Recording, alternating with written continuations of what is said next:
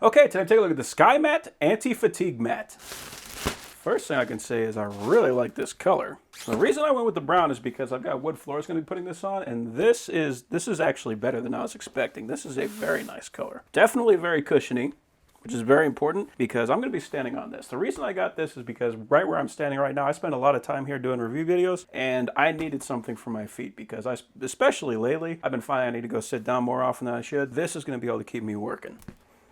We do have a nice rubbery, grippy material here, almost like a foamy material. That's definitely going to keep it in place, so I don't have to worry about this thing slipping and then me falling, so that's nice. And then the material on top has this kind of like almost leather look to it, but it's definitely plenty squishy and about 3/4 of an inch thick. So let's see how this guy feels. Okay, test number 1. Oh, that is so nice.